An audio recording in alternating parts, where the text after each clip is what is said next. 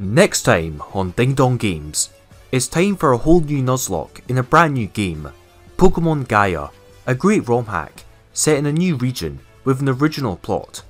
How will I fare in this new game? There's only one way to find out.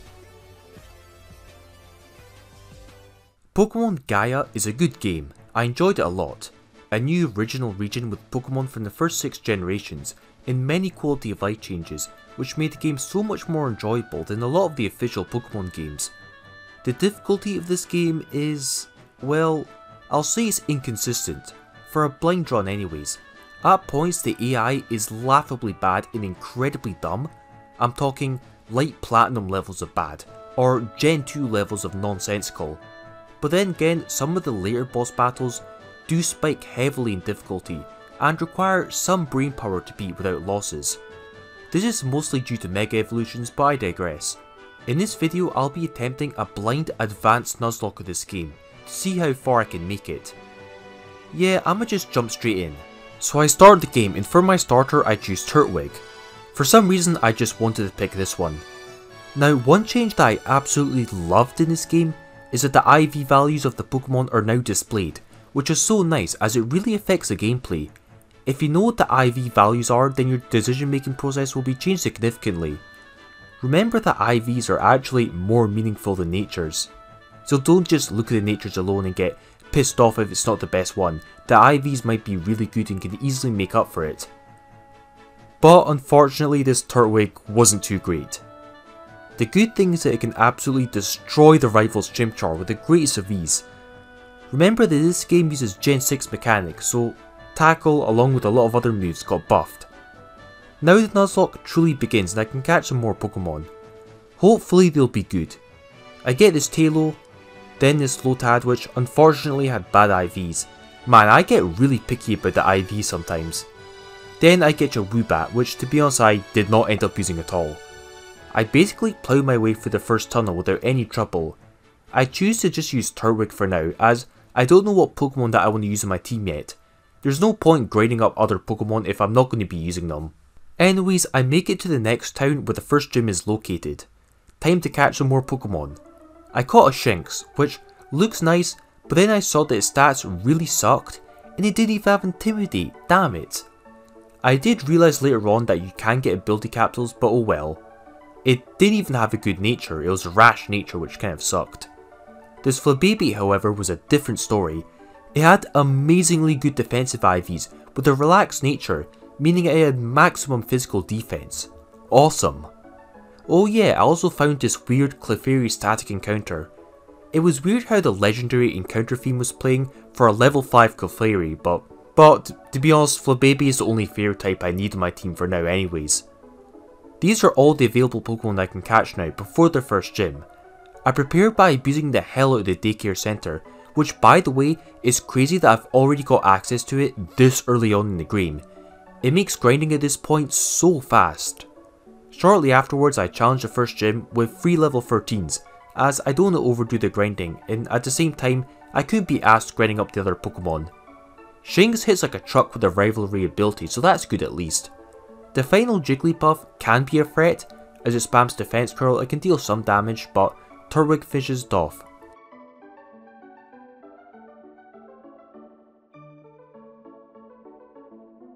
It was a bit annoying how I literally went to talk to this NPC and they ended up being a villain grunt and just forced you to battle them right away.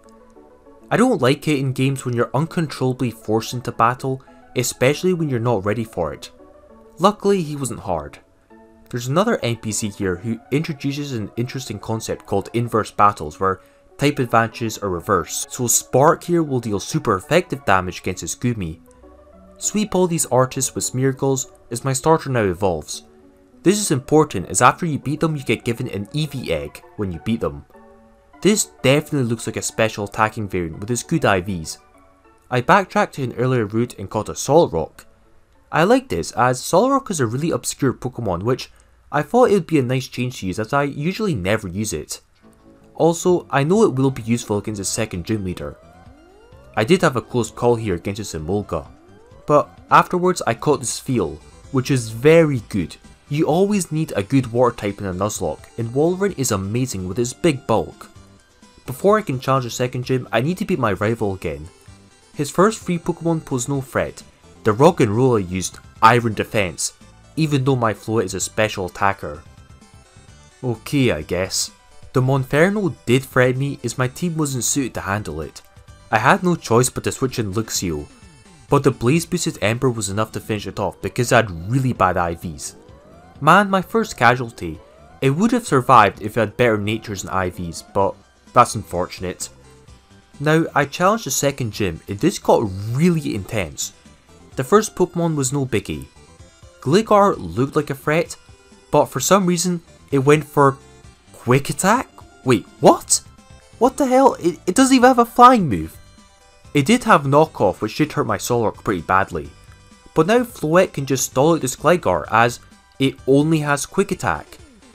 This is really weird. Anyways, the final Chatot was a real threat as it just spammed Chatter, guaranteeing a Confusion Hacks on me, which is really bad. This basically became an RNG fest. Solrock can tank a few turns, but I need to be lucky or else I'll lose right here. Yes, I can win now and... oh, for God's sake. But in the clutch moves field, somehow managed to finish off this battle. This was really close. The RNG aspect was pretty annoying as RNG is always annoying in Nuzlockes. At least Feel evolves at level 24 in this game, which is good. It's nice to have a Celio earlier on. I also evolved Eevee into Jolteon, but then realised it has no good moves, which is pretty unfortunate. Wait, what the hell? Special attacking Diggersby? What? But here's a pretty large difficulty spike in the next boss battle here, against his villain Elder Knight leader, as she has a Hail team with some threats in her team. By the way, on my very first attempt with my Nuzlocke, I failed at this battle, so this is actually my second Nuzlocke attempt. So this time I'm ready. Jolteon has Hidden Power Steel, which is pretty nice here, but sadly it was just short of KOing here. Frostlass looks nasty, so I tried to counter it with my Celio with Thick Fat. Thankfully I don't miss as it's got the Snow Veil ability and I take it down, as Solrock then just sweeps the rest quite surprisingly. Now from here literally nothing of note happens, so I'll just cut straight to the third gym leader, and this was an interesting battle, let's just say. At this point in Nuzlocke, in this game I am completely blind, so I have no idea what I'll be up against. In the battle I set up my Stealth Rocks, which I know sounds really broken, but turned out in this battle it was completely unnecessary. The Pignite used Rollout, which is a really weird move to use. I do set up Rock Polish, but after the Pignite goes down, I just spam Rock Slide and utterly sweep this battle. That was easy. Nice amnesia, you imbecile. Take the L. And the D. In the next area I catch some more Pokemon like this Clamperl, which I do like. Oof, I almost lost my Grottle here. But man, what the hell is this Diggersby on? Remember how good that Pokemon used to be in the OU tier? At least now the difficulty is spiking, as I've got no counter for this Jumpluff, and I've got no choice but to sacrifice some fodder to it. Goodbye Tailo. But Jesus Christ, there's still a Grovyle in our team, and it looks like I'm completely screwed here, right? Wrong. Luckily this trainer is a mentally deficient stump, whose Grovyle somehow got outsped and went for Fury Cutter, instead of, you know, an Overgrow boosted grass move. Well, at least that's good news for me, right? Against the boss battle, this Megastone Tower place, I could have gone swept by this Heracross, had it actually had a bug move, but it didn't. Okay, this Manectric here used Bite against my Jolteon, which has Volt Absorb, but then right afterwards proceeded to use Thunder Wave 3 times in a row. Hello? Be gone, Sableye. Oh, for God's sake. Well, to be honest, I was somewhat expecting that. Torterra does sweep the rest. At least Jolteon wasn't that useful at this point, as it still didn't have an electric type move. Well, at least now I can Mega Evolve, which is cool. I beat the next Elder boss battle as I get given a Wartortle with the Megastone, but as I've already got a good Water type Pokemon, I don't want to use this Wartortle, and even though it probably is the better option. Anyways, I do find this stupidly powerful Marowak in a static encounter, which had a really good nature, a jolly nature, and really good IVs with the Fit Club, making it strong as all hell. I then catch a Tangela which also end up having a bold nature and good IVs. Needless to say, Tangrowth is broken. No! What the hell, my Torterra got one-shotted from 85% by a Bug Buzz from an Escavalier. Isn't that Pokemon like really weak in the special attacking department? Oh, this is not good. Goodbye to my starter, I guess. You know what, I can't be ass grinding, I'm just gonna challenge the next gym leader now. Bugger the consequences. This might be stupid, but screw it. Okay, I beat his lead Shuckle and I set up a Rock Polish, and some Stealth Rocks, but damn it I missed a few times, that's always annoying.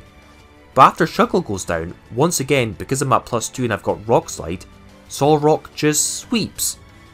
Oh baby. Be gone, Mega Beedrill.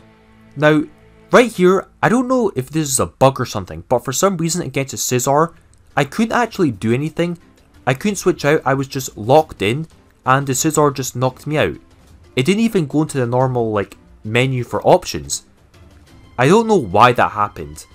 But anyways, goodbye Solrock. At least it put in a lot of work. But yeah, now I've got 4 gym badges. God, now I really need some new teammates. But my box isn't that good. I do start grinding up the Tangela, as it's really strong, along with the Remoraid that I caught.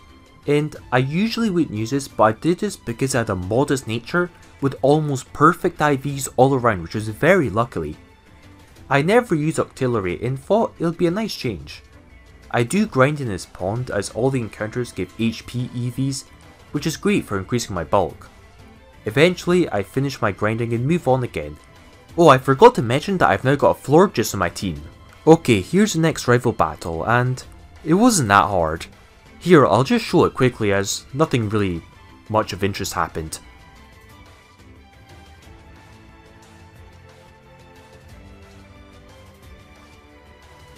I did go to the Battle Marsh, but I chose not to enter as I don't know if it would actually count under Nuzlocke rules and I didn't want to risk anything just in case. The levels are at least spiking again, so I do need to be more careful. I almost lost someone to this Magnezone as I've got no counters for it. My team is not fully rounded yet. Time for the 5th gym leader, and really I do not have a good matchup here. I switched in Tangrowth on the Arbok as its physical defense is so insanely high I could probably tank it, but no. Special attacking Arbok? The AI in this game is too big brain for its own good. What next? Focus Punch Gengar to counter Tyranitar? Wait, what? Confusion Nidoking. I'm the one who's confused here. Is this real life? Whose idea was this? Who the hell thought Confusion of all the moves on Nidoking was a good idea? Oh snap, I've got no counter for this Mega Venusaur. No choice but to release the sacrifice. Then luckily Marowak managed to counter this. I had Aerial Ace on it as an afterthought against a bug gym leader just in case, but here it flat out saved me. Thank God it did not have Giga Drain, otherwise I would have most likely lost. And also, Jesus Christ, Choice Spec Octillery is strong as all hell. But what happened next was really bad for me. In this cave area, this Cradily got an ancient power boost and nothing on my team could stop it. I decided to sacrifice my Florges, which I was really not happy about. In hindsight, this was really dumb, as I forgot that my Marowak had Iron Head and would have been able to check the Cradily, so this was a major misplay on my part and it was kind of my own fault. Florges will sorely be missed. At least the next villain boss battle was much easier. Hey, I one-shotted this Mega Aggron. Man, Marowak hits like a truck. I did catch his Magikarp, but I won't be using it this playthrough. I'm feeling merciful. Now here's the 6th gym leader, Will, and obviously he uses Psychic types. I lead off with this Jellicent that I caught, which beats his Xatu. I am a bit worried that his Pokemon can spam Calm Mind. However, this ended up actually working in my favour, as the Executor just used Calm Mind and got wrecked instead of actually like attacking. Metagross got walled out, and surprisingly Mega Slowbro got one-shotted. If you're not careful and it sets up a Calm Mind, you can get swept by it as Mega Slowbro with Calm Mind is a monster. At this point I'm just wrecking every trainer in this game now. The difficulty spike can be a bit inconsistent. Sometimes it's respectable, other times it's just bad. Or the AI could be hard, but because it's also really stupid at times, a lot of times it just ends up doing nothing.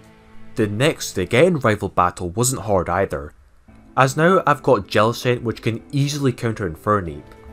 Damn, he's got a Rota Mo. That could be a problem, but luckily Tangrowth manages to wall it. Everything else goes down. I catch more Pokemon then move on. I can buy an egg here and I choose the most expensive type hoping to get something good, and I can just tell it's a starter Pokemon from the dialogue. It ends up being a Charmander, which to be honest I don't really like that too much. One thing I really like about this game is the amount of backtracking and exploration that you can do. There are so many locked areas early on that you can explore later on once you get access to 8 gems, which really rewards you for keeping your eyes peeled and going out of your way to explore. But now I go straight to the 7th gym, the water type user. I decide to add this Toxicroak to the team purely because his IVs are so good. The meaningful stats are almost all perfect, so I thought, why not? In the gym battle, Octillery is so strong it 2-shots Quillfish in the rain. It doesn't even have the choice specs like usual. Pelipper also gets wrecked. Also, look at how ridiculously tanky my Assault Vested Walrein is. But I end up missing 4 Blizzards and had to switch out as a result. This was annoying. I should have just spammed return afterwards, but oh well. Now this Kingdra did have me worried. However, it very kindly decided to heal my Toxicroak instead of damaging it. Remember in Light Platinum when I hated on Kingdra because it used Bubble? Well, here it's actively deciding to help me in battle. I'm not even complaining that much, well I mean I kind of am. Jesus Christ, what is this? Disappointing, that's what. Though it only had strength, and Tangrowth's physical bulk is just too much. Up next is the evil team leader, and this looks pretty hard, right? Nah, not really. Walrein just sweeps everything way too easily. How the hell did it outspeed Houndoom and flipping Drapion of all things? What even happened there? Isn't Walrein like really slow? The next Pokemon I catch is a Dodrio, which I do want as I had been looking for a good flying type. Unfortunately its IVs weren't the best, but oh well. Anyways, I challenged the last gym leader with barely any changes to my team. This one did end up being harder than usual, as this guy had a much better team than the other gym leaders. Now the lead Hippowdon looks like a really easy counter for my Tangrowth, until I saw it use Toxic. That was the one thing that I did not want to happen, as I really need my Tangrowth to wall out his team. This is not good. Oh my god. Mega Garchomp, and Tangrowth cannot stop it. Walrein has to come in, and luckily it can just take another hit. If it weren't for the fact that it got hit by a critical. Oh my god, not my Walrein. Oh! Octillery barely stops it. Then the battle ends on special attacking Dugtrio. At this point I'm not even surprised. Losing Walrein though was really bad, it was such a good Pokemon on my team. But I've got to move on. Now here against the next Again rival battle, I feel like I just beat him not long ago. I didn't bother doing any more grinding because I'm a pure monster. This however ended up causing some problems in the rival battle here. I had no choice but to chance it against his Infernape, and Tangrowth was so tanky it was just able to pull through. Nice. Now here I made a huge miscalculation. I decided to sacrifice my Octillery against this Rotom-Mow as I didn't think I could counter it. However, in hindsight, this was really dumb on my part as I realised that Tangrowth with Regenerator probably could have stopped it like last time. I stupidly lost my Octillery because of this. I'm also really jealous that this guy has a Mega Altaria on his team. Be gone. Then the rest of his team goes down. Man, that one casualty was pretty bad. I need to reevaluate and rebuild my team. But man, grinding is so not fun at times. Now before I did my next grinding session, I wanted to clear out the surrounding areas of trainers first just to simplify things. I beat these villain grunts here, and they were really easy for the most part. But then, something horrible happened. Basically, after walking into this area, after walking past a certain point, the game automatically triggered this cutscene, where I got forced into a plot battle against a villain leader again. Wait, no, I'm not even ready. This cutscene in these NPCs literally came out of nowhere, and now I'm forced to battle right away. The hell? I don't like it very much when the game forces control away from the player and forces them into battle without being ready first. Some of my Pokemon are still injured. The idea that someone wants to battle you and you absolutely cannot refuse them also makes no sense. But alas, I'm here now. Without my Walrein, I don't think I can counter this Mismagius, and I lose my Dodrio as I've got no switch in. My Marowak was already injured because, God forbid, the game gives you an opportunity to heal beforehand.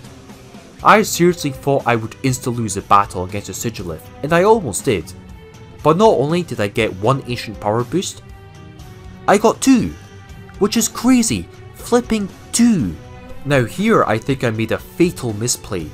I decided to switch out into Toxicroak. Makes sense, right?